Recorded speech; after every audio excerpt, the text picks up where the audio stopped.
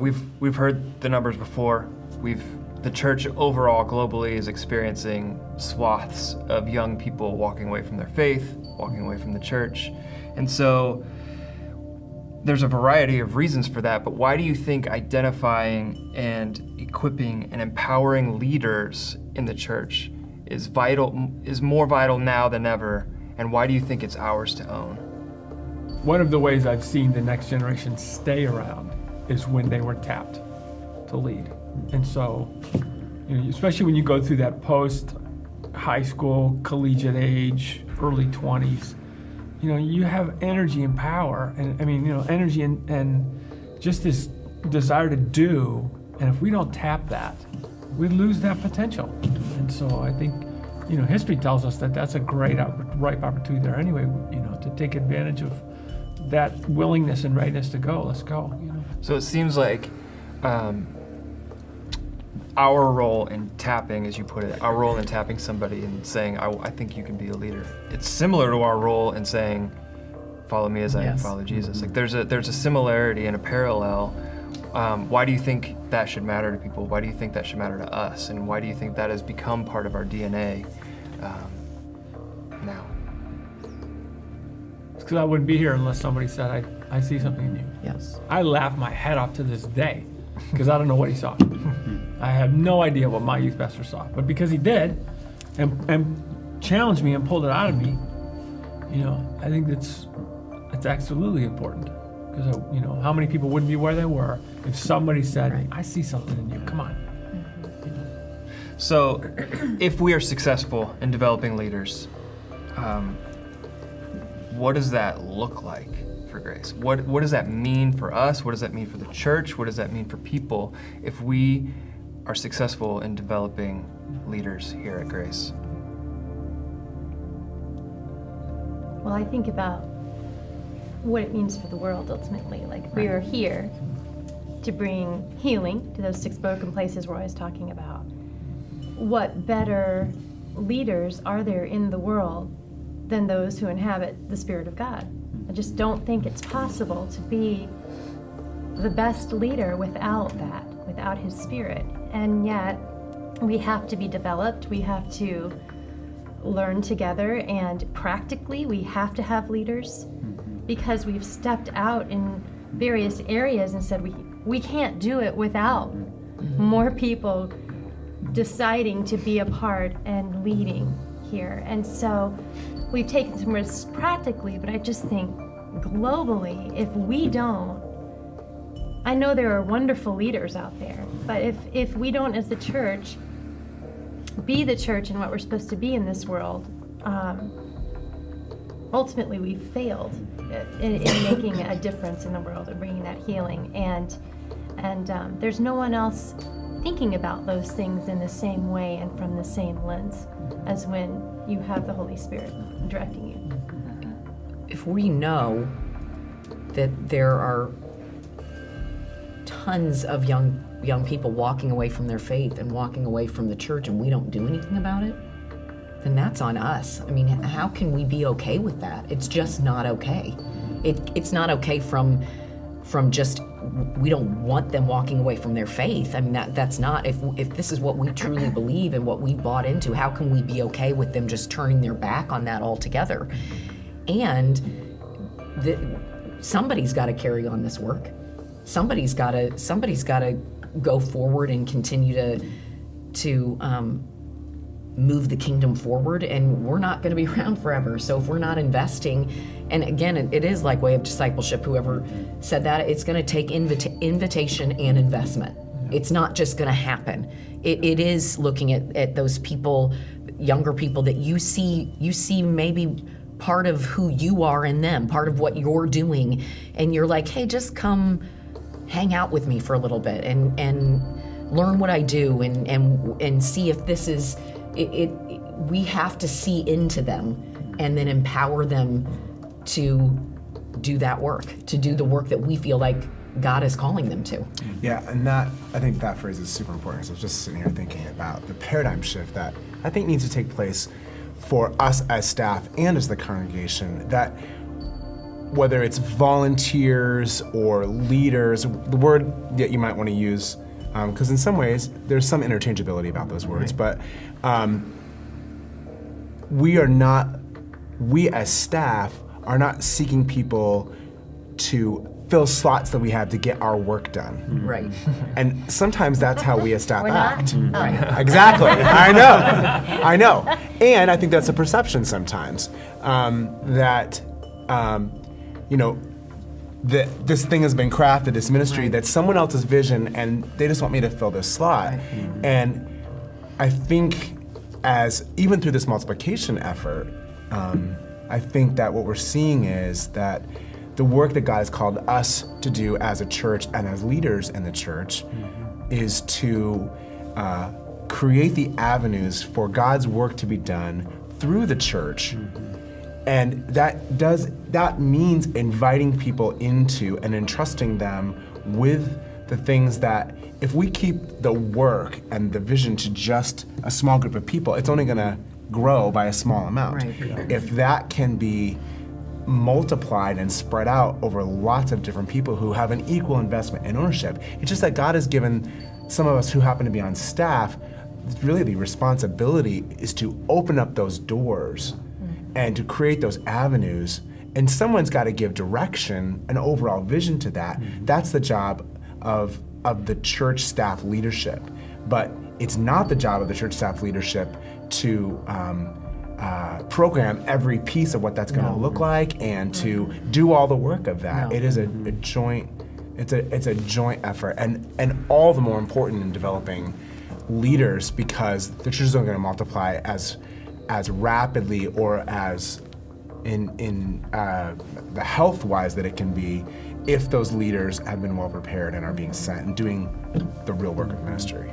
I think so, too, as they come on, I'm seeing this right now within our ministry. We have a new leader. And so it's not like we're imparting our wisdom on this new leader so he can do what we're doing. He's looking at it with totally different eyes. He's challenging us. He's ramping up our productivity. And I think, what would I do without this new leader shaping and changing and directing us? There's a reversal that happens that I'm learning more right now from this leader that we're supposed to raise up, and he's being developed as a part of sharing that and us, interacting. But I'm desperate for those kind of leaders to give new vision and insight and input. I remember when I met Pastor Oscar of Nairobi Chapel for the first time. It was actually in this room, probably 15 years ago. And so he was unpacking his vision for church multiplication and church planting for Nairobi Chapel. And even back then, 15 years ago, they had enormous goals. I mean, it was crazy. But he started unpacking it and was saying the only way they were ever going to get there was if they became a leadership development machine. Because in Nairobi, they didn't have the benefit of schools or businesses building leaders. Said no one's doing it. Only the church is. Only we can do it there. So we've had the benefit of schools and businesses building leaders and lots of books and blah blah blah to build leaders here. And so we've kind of, I think, defaulted to them building leaders for us, and then we'll receive you, and then we can fit you into a role, and you can do whatever. I love the fact that we're changing that on its head, because now we're passionate about multiplication. We realize that unless we capture the heart and passion and vision of our young people, and really anyone at Grace, but particularly them, and give them a vision bigger than themselves, that they could do this and they could set the course for eternity. All sorts of people around them, the community around them, building new churches. I mean, that's what excites me. And then that gives us the fuel for leadership development. Okay, now we have something to do and a reason to do it. I think engaging with them is important too. Like, how can we understand them? And Rob, this is so much part of your world, what your world was, is talking about new eyes and fresh. How can we even understand where they're coming from unless we're engaging with 20-somethings and teenagers and finding out what do you feel and why do you feel this way and what are you thinking, and in providing opportunities for them to be in community with adults that can invest in them. That intergenerational piece is so important, that we as leaders and staff we are the ones that can provide that for them. A space, a place, a program, Real responsibility. that where they are connecting with each other and maybe finding that adult that is going to say, I see this in you, and let me take some time to invest in you. But I think we can have so much to learn from them if we're willing to take time to listen, and they want to be heard. They want a voice. That's part of the reason they're walking away, is because they don't feel like they have a voice or respect in the church, and that's what we all want, don't we? We want to feel like we're known and respected and heard. And by nature of what a leader is, they tend to see what can be, often in times that we may not. And so, to your point, impact will only grow more as we have leaders, because they'll help us see the 6 broken places locally, nationally, internationally, and they'll rally people around that and move us into. We have a unified vision to see people surrender to Jesus, grow in Him, and turn around and see it happen in somebody else's life.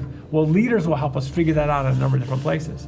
But leaders not only see ways to get us there, I think we've all kind of wrapped around it too. The more we see leaders do that, to broaden that impact, they will also see other leaders and call them out, even when they're not sure they're a leader. They'll see it in the, hey, listen, I want you to, like, not Can't me. help themselves. Yeah, Right, so this, right. the more we create this atmosphere, we will find ourselves having impacts in ways and places we didn't even know were possible, because the leaders will see what we don't see, and we'll just see more leaders come because they'll keep tapping them. I was talking to a 65-year-old woman who in the last 5 years has had more time and energy dedicated to her own development and leadership. The things that she's done has been amazing. And I'm like, it's not an age thing, although we're trying to focus on the generations that are walking away from the church, but it is never too late. And I'm getting wrapped up in the conversation, not the video, but I just personally am saying that, like, that it's never too late. No. And I think God is. And God's preparing people in their 60s and their 70s, and my dad has never been a better leader. And he is 70 years old. Right. He's never been more passionate about it. He's never been more focused. He's never been more effective at loving people. So it saddens me a bit when we talk about it and focus so closely on a certain age bracket, because it's endless and timeless. What I was going to say is, I think God has given us a big enough vision that really requires everybody. That's part of what you're saying. We need everybody from somebody that's 70 to somebody that's 7. And I feel like Fishers has been such a fun microcosm, because as we launched, I'm not sure I had the vision to say we need to go after the students and we need to invite them to own this as much as the adults. And the moment that I really got some perspective was when we did the graduation service last year, and those high school students, those high school seniors stood on stage, and I could go one by one by one and say, when they graduate, this is the hole they leave behind, and we're going to miss this person because they've served there. And it was just a beautiful moment to say these students had stepped in and owned it. And the truth is, we would struggle to pull off Fishers without the interns and the other folks, amazing number of folks that have just owned things at all sorts of levels that I think if God hadn't birthed this larger vision in us, that we would have all been doing our thing, and there wouldn't have been room for them. Well, as we look forward, we know there is no way that we can go after what we feel like God's called us to do with campusing and planting right now at this moment with what we've got going, and looking beyond that to where we feel He's leading us in the next 10 years. There is no way. Like, it's kind of that kick of you better find some leaders, because this is what I have for you, so you better find them. We have just recently launched the Center for Church Leadership, just 7 months ago. We've initiated multiple opportunities for the intentional equipping and developing of Grace volunteers and staff. We have had, since in 7 months, 17 interns. We've had 6 pastoral residents who we believe may have the gifting and calling to someday serve as pastors. 2 of them were Todd Fisher and Craig Nisley, who are right now in the middle of launching our first 2 Regenerate church plants. And even though the CCL has just gotten off the ground, it has already given well over 100 Grace volunteer leaders the opportunity to expand their leadership capacity. I'm telling you, we have robust leadership development happening. And not to be overlooked is just a reminder that we are in the middle of a succession plan. Just a reminder, the goal is for me to step aside as senior pastor in 2020. And we are now 8 months into a 3-year development process of Barry, my son. He's fulfilling his role as the associate pastor of young adults. He's serving on the preaching team, and he's currently in graduate work at Fuller Seminary. So just want to let you know that the succession plan is in process.